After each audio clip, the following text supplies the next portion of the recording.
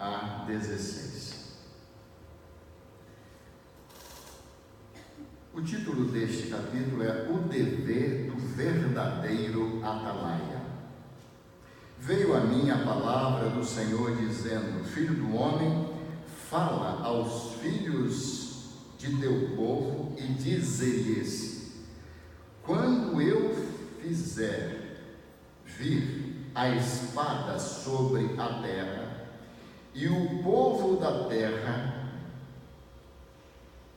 tomar um homem dos seus limites e o constituir por seu atalaia, e vendo ele que a espada vem sobre a terra, tocar a trombeta e avisar o povo, se aquele que ouvir o som da trombeta não se der por avisado, e vier a espada e o abater, o seu sangue será sobre a sua cabeça.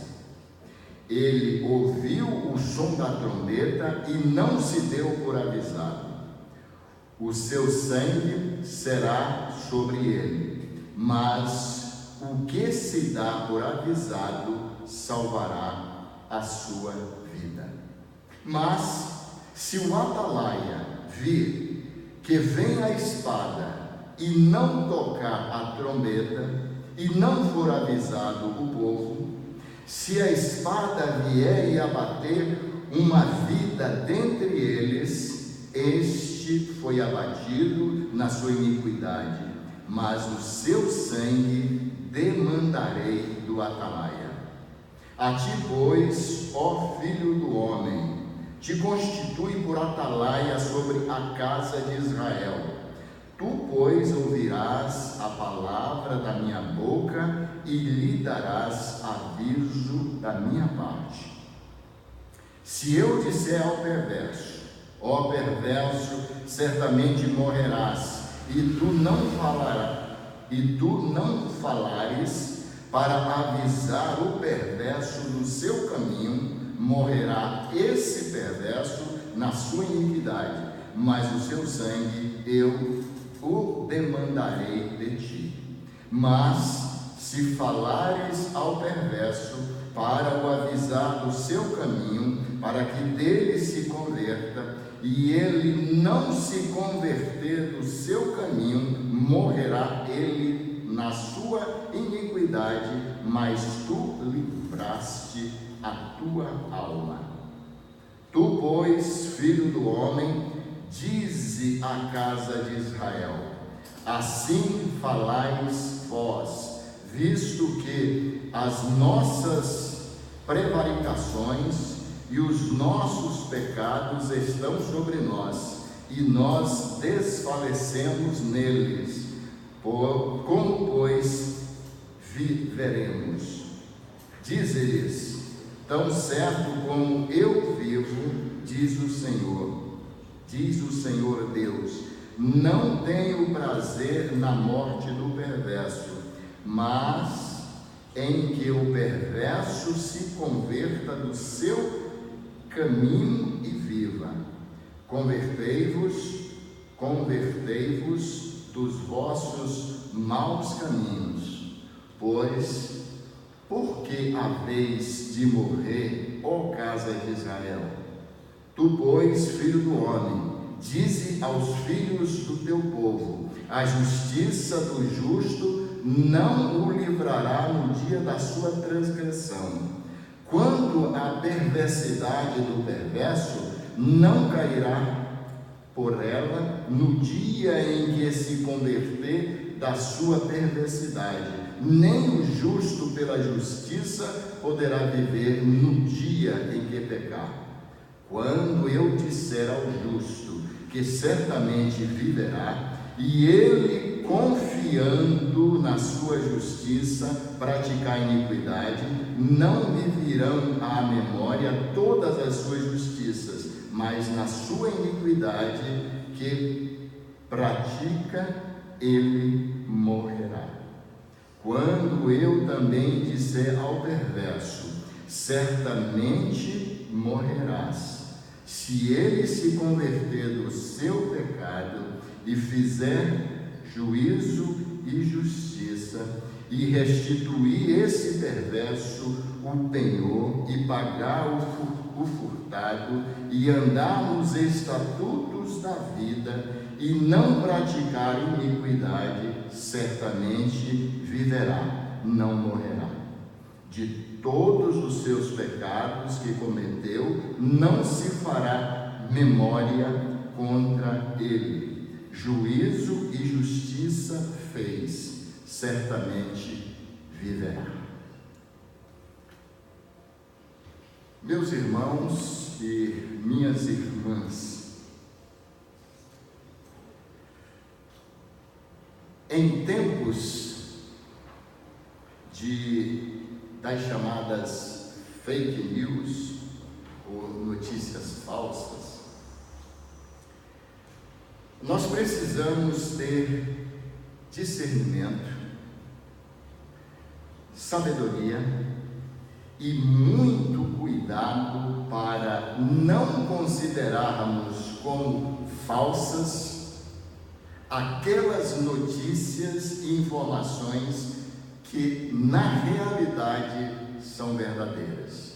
Precisamos estar atentos. O profeta Ezequiel, se lermos todo o capítulo, se voltarmos aos capítulos anteriores, nós vamos ter a oportunidade de entender o que estava acontecendo com Israel.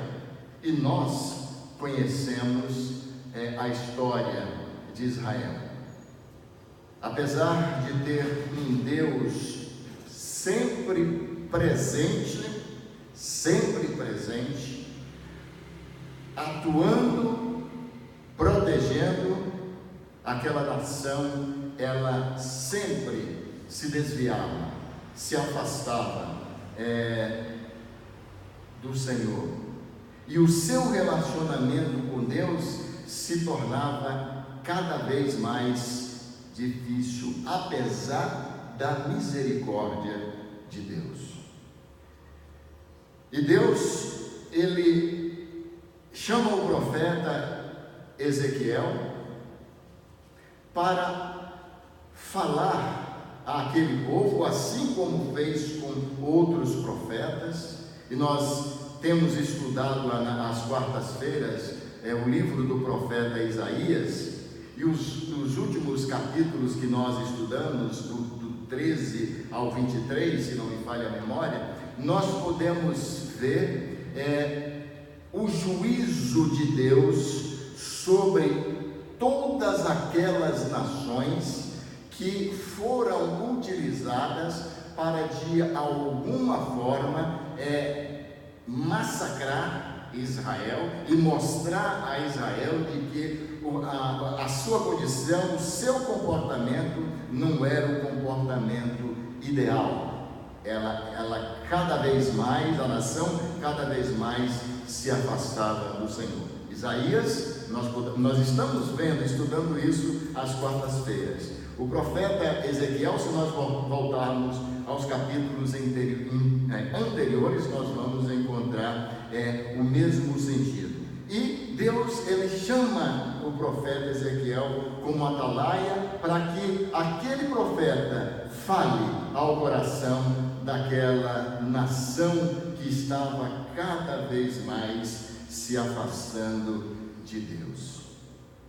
E é interessante, meus irmãos e irmãs, a igreja do Senhor Jesus, da qual nós fazemos parte, também é um atalaia. É um atalaia. Você, eu, nós somos atalaias porque nós temos recebido do Senhor, temos lido a palavra de Deus, temos entendido o que consta dela, e nós temos mostrado àqueles que ainda não receberam o Senhor Jesus Jesus a sua condição espiritual, dizendo que eles precisam mudar para não perecerem. Os pastores e missionários são atalaias, porque estão também propagando a mensagem salvadora do nosso Senhor Jesus Cristo. O alerta, meus irmãos, hoje mostrando a situação terrível em que se encontra o mundo em que nós estamos vivendo, a mensagem, ela está sendo proclamada em todas as formas, em todos os lugares. Se nós ligarmos o nosso rádio a qualquer momento do dia, da noite e da madrugada, e fizermos um passeio no seu dial, nós vamos encontrar pelo menos uma, mas eu posso garantir que nós vamos ter dezenas de emissoras de rádio que estão proclamando a mensagem salvadora do nosso Senhor Jesus Cristo. Nós, a Igreja Batista Bandeirantes, temos um programa às quartas-feiras, às 21h30. E o que nós fazemos? Nós pregamos, nós proclamamos, nós como atalaia estamos dizendo a esta grande cidade de São Paulo: converta-se dos seus maus caminhos e volte para o Senhor Jesus. Somos atalaias. A mensagem, o alerta, está sendo proclamada, está sendo dado a todos quantos queiram ouvir, para todos, indistintamente. Se nós verificarmos a televisão, o jornal, revistas, as mídias sociais de uma forma geral, a mensagem salvadora, o alerta está sendo dado para todos com referência ao pecado e a necessidade de voltarem-se para o Senhor Jesus, recebendo como Senhor e Salvador das suas vidas. E eu quero, meus irmãos e irmãs, dividir esta mensagem, ou esta reflexão de hoje, em dois pontos, para destacar dois alertas muitíssimos importantes. Dois alertas muitíssimos importantes. O primeiro ponto, o alerta que está sendo dado a todos aqueles que já ouviram o toque da trombeta, como nós acabamos de ler aqui no profeta Ezequiel. Entretanto, ainda não deram ouvidos ao teor da mensagem. Não deram ouvido ao teor da mensagem. Os atalaias estão emitindo a mensagem, estão mandando a mensagem para o ar, e muitos ainda não aceitaram. Muitos ainda estão em dúvida com referência à salvação. E alguns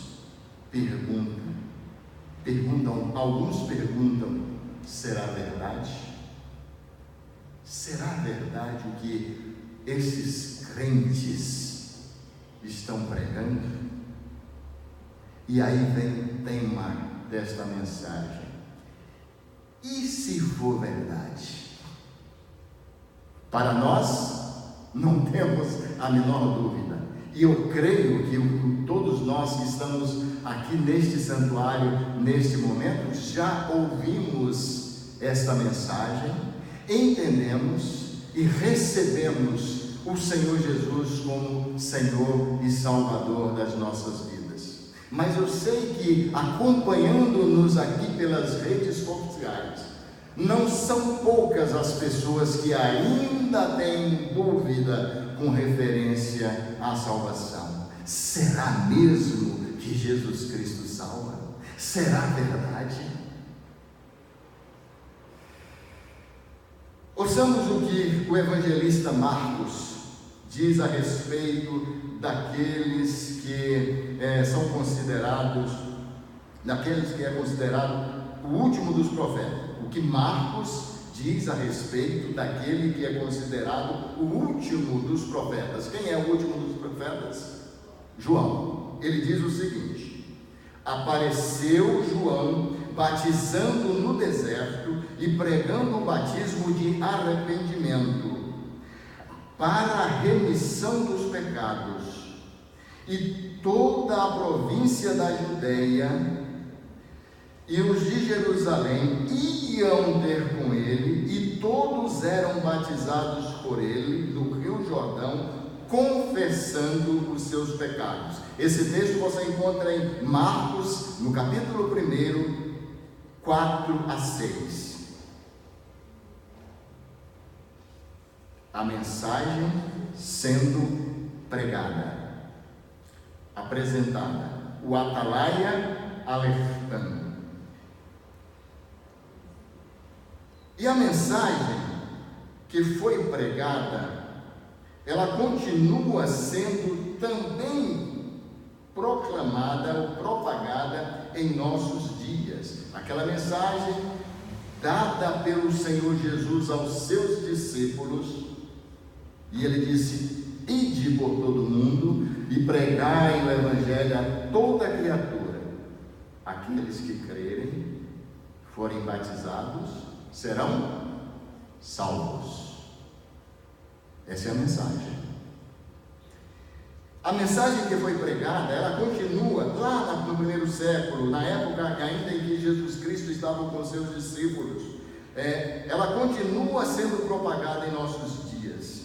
E a mensagem que nós temos pregado, propagado e que está na palavra, diz assim: porque todos pecaram e destituídos estão da glória de Deus, sendo justificados gratuitamente pela sua graça, pela redenção que há em Cristo Jesus. Romanos 3, 23 e 24. E a mensagem, meus irmãos, que continua sendo propagada e que está na palavra de Deus e que é a verdade,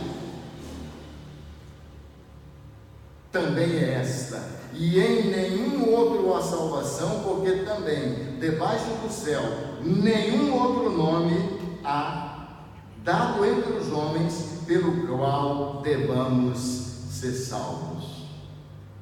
Mensagem do Evangelho. Outro versículo sobre este assunto: toda pessoa que acredita no Filho já possui a vida eterna, mas aquela pessoa que não acredita no Filho não terá a oportunidade de desfrutar da vida, mas permanecerá debaixo da ira de Deus. João 3,36. Toda pessoa que acreditar em Jesus Cristo e for batizada será salva, mas aqueles que duvidarem estão condenados. Marcos 16:16. Outro versículo sobre o assunto: porque Deus amou o mundo de tal maneira que deu o seu Filho unigênito, para que todo aquele que nele crê não pereça, mas tenha a vida eterna. João 3,16. Meus irmãos e irmãs, esta é a mensagem que está sendo propagada, proclamada em todos os cantos e pontos deste planeta, anunciando assim a real missão de Jesus Cristo entre nós. A real missão de Jesus Cristo entre nós. Ele, Jesus Cristo, ele veio para nos resgatar do pecado e nos conduzir em segurança até o nosso Pai Celestial, de quem a humanidade se afastou. A humanidade se afastou. Entretanto, o ser humano, ele vive mergulhado no emaranhado de dúvidas. Fake news, vejam bem, hein? No emaranhado, o que isso produz? Emaranhado de dúvidas desde o dia em que Adão e Eva deram crédito à mentira de Satanás, conforme podemos ver em Gênesis 3. Ouçam alguns versículos da palavra. Gênesis 3, ele diz assim: ora, a serpente era o mais astuto de todos os animais selvagens que o Senhor tinha feito. E ela perguntou à mulher: foi isso mesmo que Deus disse? Não comam de nenhum fruto das árvores do jardim? Respondeu a mulher à serpente: podemos comer do fruto das árvores do jardim, mas Deus disse: não comam do fruto da árvore que está no meio do jardim, nem toquem nele, do contrário vocês morrerão. Disse a serpente à mulher: certamente não morrerão. Certamente não morrerão. Deus sabe que no dia em que dele comerem, seus olhos se abrirão e vocês serão como Deus, conhecedores do bem e do mal.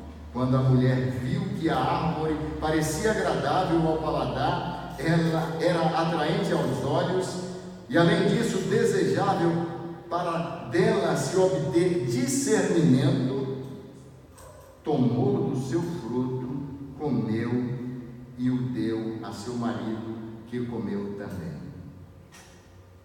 Perceberam a forma como Satanás agiu, confundindo, colocando dúvidas na mente daquele ser humano? Meus irmãos e irmãs, Satanás continua hoje sua nefasta e frenética atividade, iludindo os seres humanos e ensinando que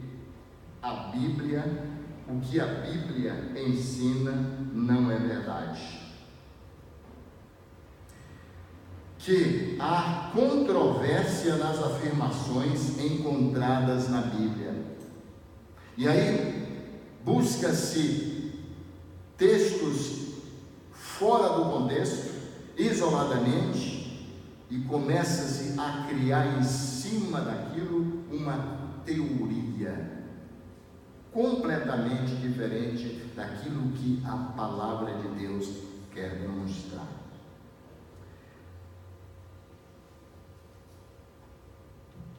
Satanás está insinuando que há reencarnação, quando a palavra de Deus diz que ao homem foi-lhe dado o direito de morrer uma única vez, e após isso virá o juízo.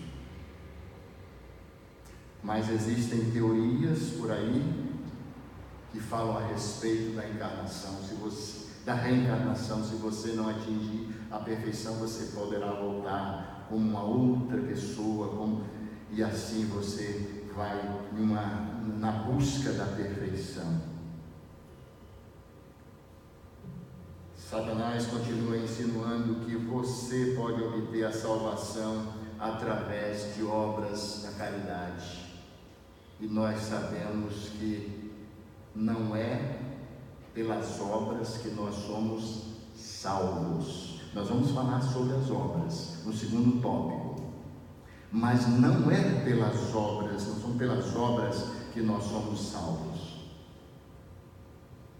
Paulo, escrevendo aos Efésios, ele fala sobre isso. Pela graça sois salvos mediante a fé. Isso não vem de vós, é um dom, é uma dádiva de Deus.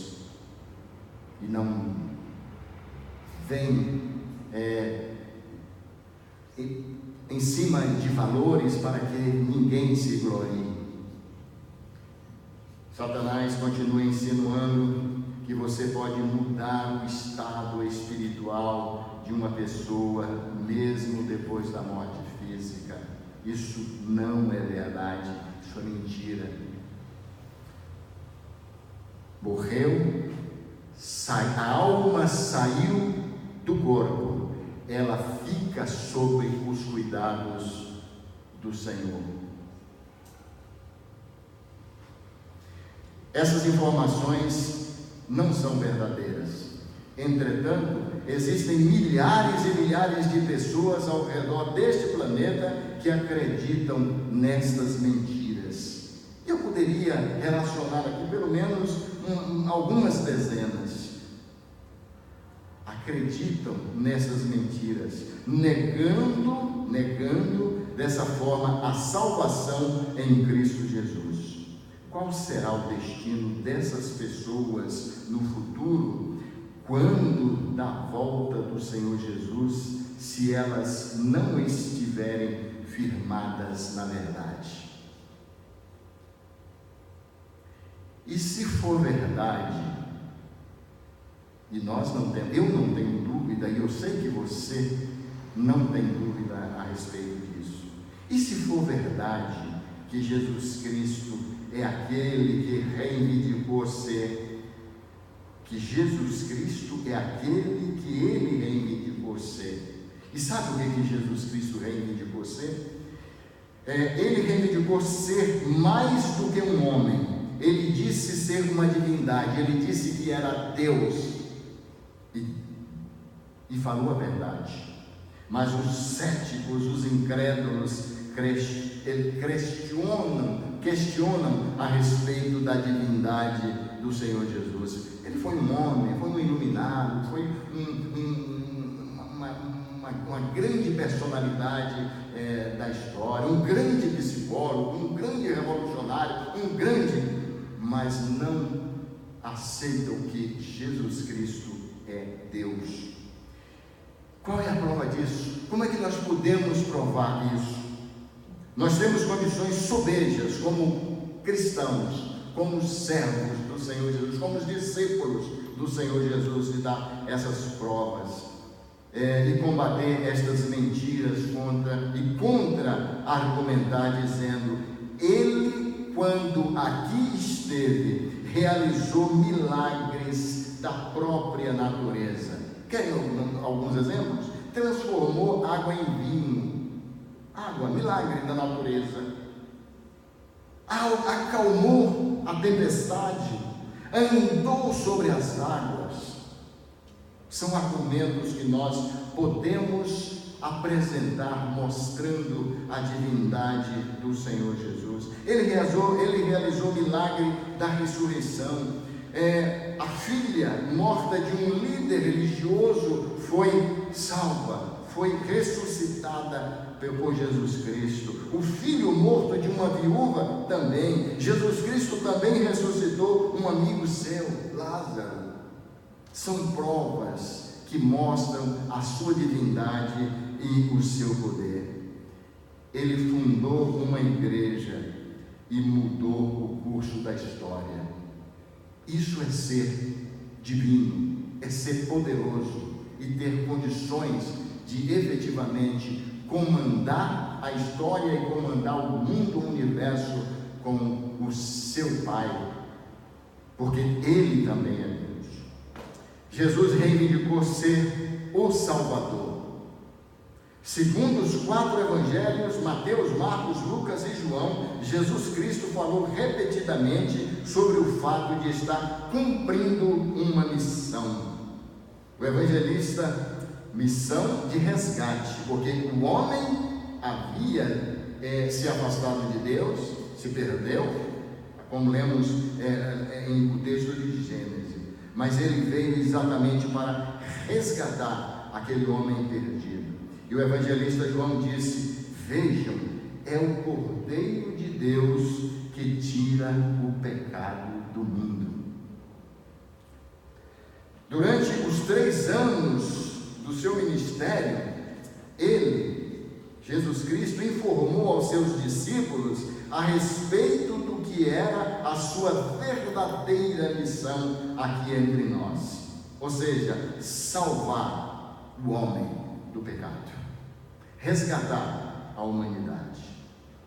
Os líderes religiosos da época não aceitaram e se opuseram veementemente à sua mensagem, mataram-no, mas ele não ficou no sepulcro, ele ressuscitou. A morte não teve força para mantê-lo no sepulcro. Segundo centenas de pessoas, testemunhas oculares dos fatos, Jesus Cristo morreu sim. Entretanto, 3 dias depois, ele deixou o túmulo vivo, porque ressuscitou. Mas os céticos, meus irmãos e irmãs, incrédulos, questionam: qual é a prova disso? Qual é a prova disso? Vamos lá. Nós podemos argumentar apresentando as seguintes evidências a respeito da reivindicação de ser ele o Salvador. Historiadores seculares reconheceram que Jesus Cristo foi uma pessoa real, viva, que conquistou fama no primeiro século em Israel como alguém que curava e era um mestre. Historiadores seculares, judeus e romanos, reconhecem que Jesus morreu nas mãos dos líderes religiosos. Os registros bíblicos nos contam que Jesus foi visto por mais de 500 pessoas depois da sua morte, quando ressuscitou. Com a sua crucificação, morte e ressurreição, dezenas de profecias do Antigo Testamento sobre o plano de Deus de prover perdão se cumpriram num período de apenas algumas horas.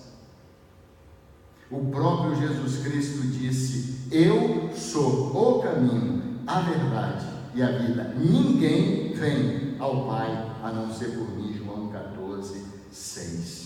Então nós temos aí, meus irmãos, alguns argumentos que nos ajudam a mostrar Jesus Cristo sendo o Salvador ressurreto.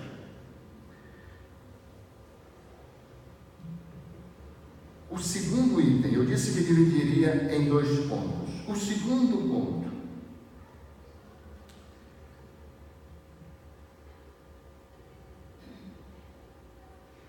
aliás, antes de entrar no segundo ponto, eu ainda vou trabalhar esse primeiro,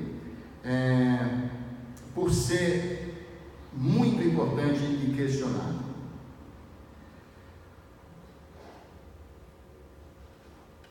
Nós sabemos o quanto o cristianismo, quanto o cristão, os seguidores do Senhor Jesus Cristo, são bombardeados na sua vida cristã. Nós sabemos. E a Bíblia Sagrada, a nossa regra de fé e conduta, também alvo de ataques permanentes, exatamente para, de alguma forma, prejudicar ou colocar alguns empecilhos que nos levem a desacreditar daquilo que está em nossas mãos, que é uma preciosidade para nós, que é a Bíblia Sagrada. E se for verdade, muitos tentaram destruir. E se for verdade que a Bíblia verdadeiramente é a palavra de Deus e que ela foi nos dada para a nossa orientação, direção e alimento espiritual, nós cristãos, nós seguidores do Senhor Jesus Cristo, não temos a menor dúvida quanto a isso. Nós não temos a menor dúvida, mas lá fora muitos têm dúvida e colocam em xeque e tentam de alguma forma desacreditar a palavra de Deus. Muitos negam que a Bíblia Sagrada é a palavra de Deus. Não aceitam nada como isso. Muitos tentam destruí-la ao longo dos séculos, mas não conseguiram. Ela está aqui em minhas mãos e eu tenho certeza que também está aí nas suas mãos. Muitos questionaram as suas verdades e tentam distorcê-las com a finalidade única de desacreditá-la. Muitos consideram-na ultrapassada, entretanto é o livro mais lido no mundo. Entretanto, a informação que nós, cristãos, temos a respeito da Bíblia, apesar de tudo isso que nós citamos, apesar disso, ela traz em suas páginas um versículo que diz assim: a tua palavra é a verdade. João 17, 17. A Bíblia, meus irmãos, e nós sabemos disso, não temos a menor dúvida, ela tem a resposta para todas as nossas inquietações. Quando estamos naqueles momentos mais críticos de nossa vida, com problemas, não vendo saída, nós corremos para as páginas das Sagradas Escrituras e podemos tirar delas aquilo que nós necessitamos para eliminar a inquietação que possa estar em nossa alma e nosso espírito. A Bíblia é a bússola que nos orienta pelo mar da vida. A Bíblia nos acalma nos momentos de tensão e de aflição. Você sabe disso, eu sei disso, nós sabemos. A Bíblia nos consola nos momentos de tristeza, quando estamos tristes, precisando de sermos consolados e abrimos em livros como o livro de Salmos, Provérbios, e nós vamos encontrar o consolo para a nossa alma e para o nosso espírito.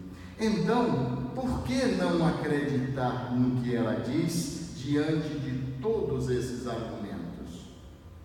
A única coisa que se faz necessário, e nós sabemos disso, você sabe disso, ela precisa estar permanentemente aberta e em nossas mãos.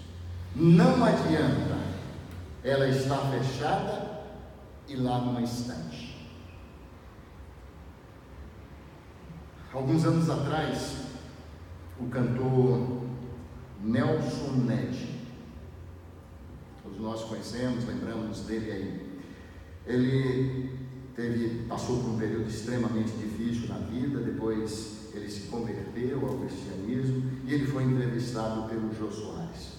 E o Jô começou a fazer algumas perguntas, e como ele tinha conhecimento a respeito da conversão do Nelson Ned, Jô começou a checá-lo, a perguntá-lo a respeito da Bíblia, o que significava a Bíblia, por que ele cria na Bíblia, se ele lia a Bíblia. E ele disse para o Jô o seguinte: Jô, a Bíblia fechada é um livro como outro qualquer, mas ela aberta é a boca de Deus. E nós sabemos que aqui está a palavra de Deus, que entra nos nossos ouvidos ou pelos nossos olhos e vai direto para os nossos corações. Este foi o primeiro ponto. O segundo e último,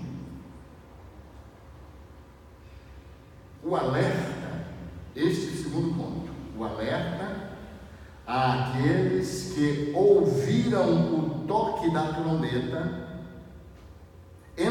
entenderam, absorveram a mensagem verdadeira, entretanto estão ainda em cima do muro, indagando, será que é verdade o que eu estou vendo? e o que eu estou lendo. Acreditam nisso, meus irmãos? Existem muitas pessoas que ainda têm dúvidas, que já receberam o Senhor Jesus Cristo, mas não se envolvem, não se doam.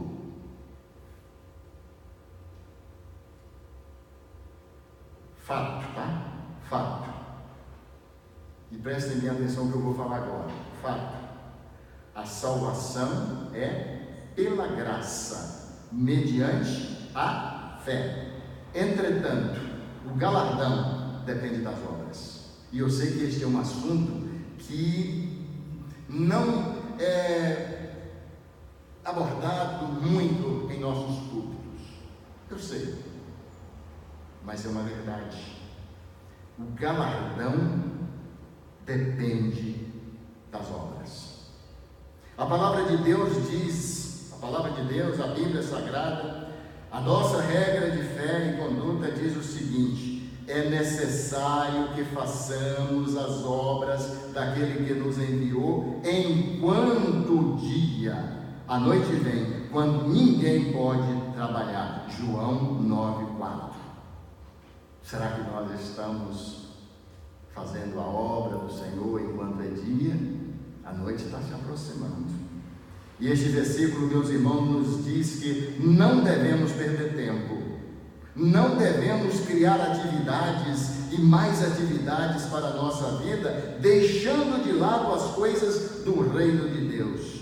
Não devemos ficar aguardando o tempo da aposentadoria para fazer alguma coisa pelo reino. Existe uma linha chamada linha da eternidade.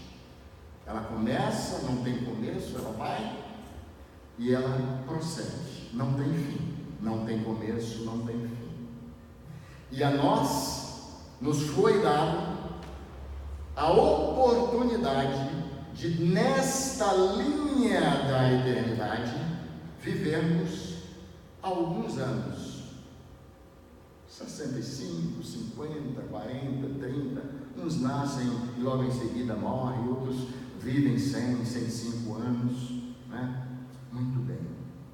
E é interessante que é neste espaço de tempo é que nós precisamos definir a nossa situação com o Pai Eterno.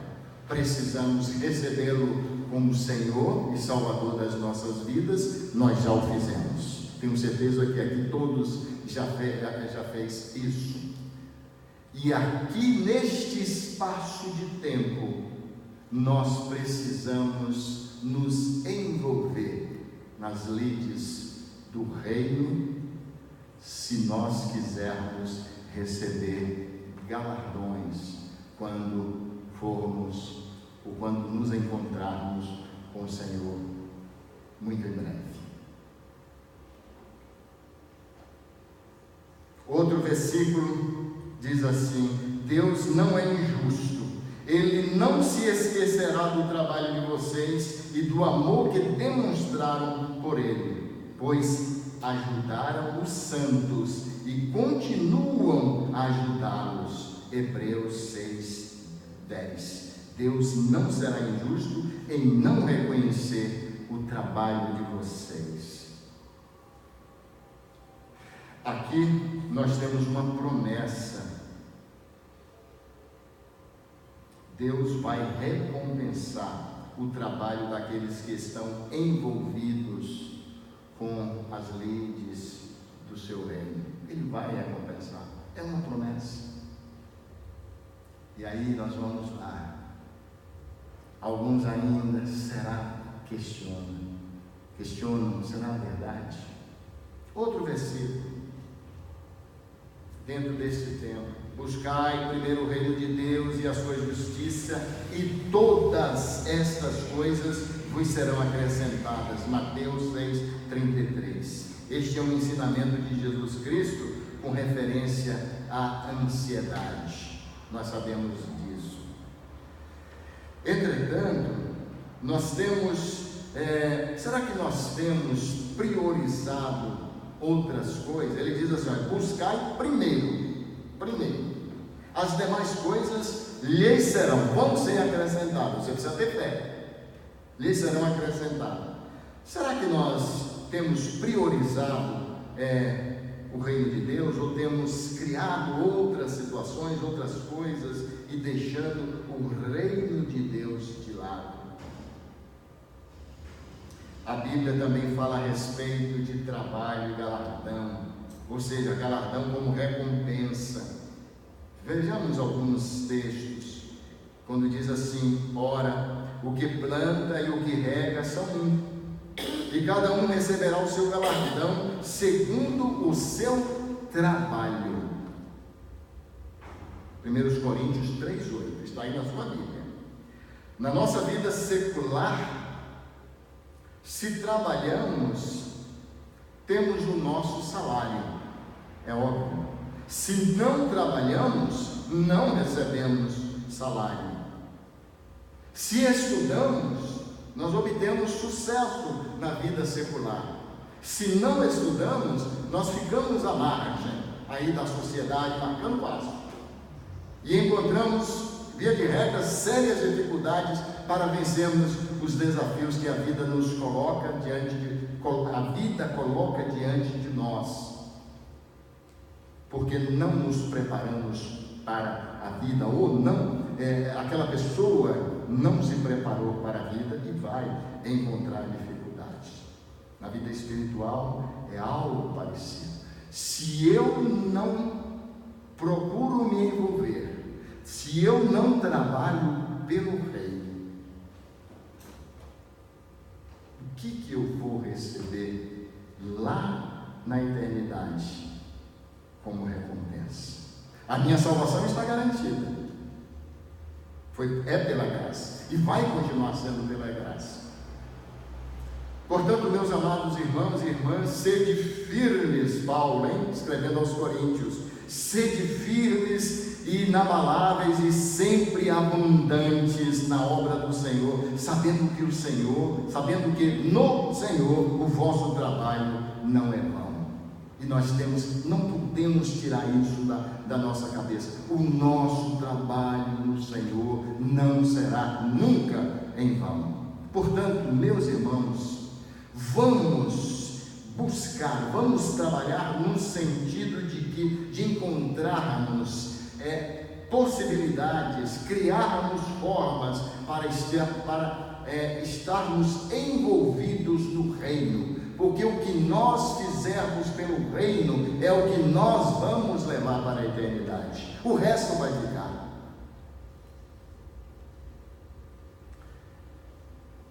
Se alguém constrói sobre esse alicerce, usando ouro, prata, pedras preciosas, madeira, feno, palha, sua obra será mostrada, porque o dia trará a luz, pois será revelada pelo fogo, que provará a qualidade da obra de cada um. Se o que alguém construiu permanecer, esse receberá recompensa. Entre parênteses, galardão. 1 Coríntios 3, 12 e 14, você pode também ler em sua Bíblia. E o último texto mostrando essa questão da necessidade, esse alerta e da necessidade de sairmos de cima do muro e nos envolvermos nas lides do reino. Ele diz assim: e eis que venho sem demora, e comigo está o galardão que tenho para retribuir a cada um segundo as suas obras. Apocalipse 22, 2. Meu querido irmão, minha querida irmã, estamos chegando ao final desta reflexão. Expusemos aqui vários textos que falam a respeito da necessidade de fazermos a obra do Senhor, da necessidade de nos envolvermos nas lides do reino de Deus. Mas para isso nós não podemos nós não podemos, repito, ter dúvida em nossa mente e em nossos corações, como muitos lá fora têm, inclusive a respeito da salvação. Nós não podemos pensar: será que isto é verdade?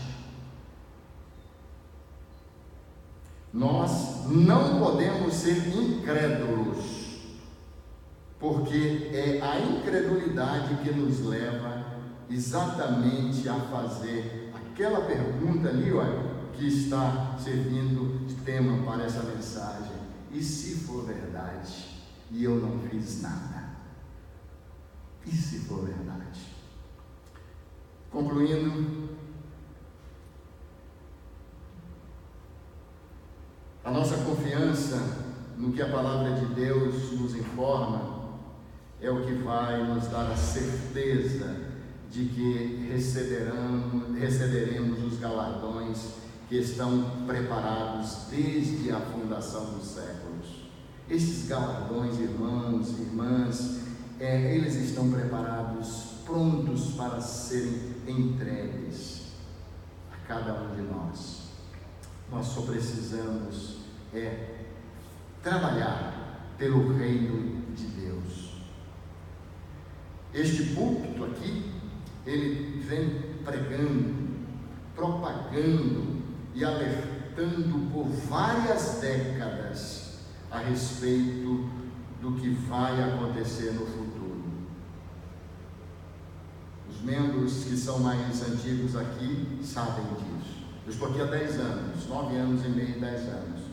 Este púlpito vem alertando que nós precisamos fazer a obra do Senhor enquanto é dia. Vimos um versículo sobre isso. A trombeta que está sendo tocada neste púlpito está emitindo som nítido e claro. Sempre foi assim, nítido e claro, para não deixar dúvida. Cabe a cada um de nós absorvermos a mensagem que está sendo propagada e seguirmos a orientação que está sendo dada exclusivamente com base aqui na palavra de Deus, que é a Bíblia Sagrada.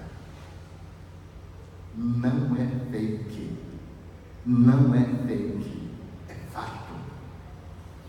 Não é mentira o que está escrito aqui neste livro sagrado. Não é mentira, é verdade. Portanto, meu querido, minha querida irmã, elimine a possível, porventura, dúvida que esteja em sua mente, em seu coração. E a dúvida pode ser essa: e se for verdade? No lugar desta dúvida, coloque a certeza. Diga: é verdade, eu creio. Trabalhe com afinco pelo reino de Deus, pelo crescimento da sua igreja, e caminhe com fé para receber o seu galardão quando da volta do nosso Senhor Jesus Cristo, aquele galardão que está preparado desde a fundação dos séculos. Que Ele, o Senhor Jesus Cristo, o nosso Salvador, nos abençoe e nos ilumine para cada dia mais estarmos envolvidos nas lides do seu reino. Amém? Amém.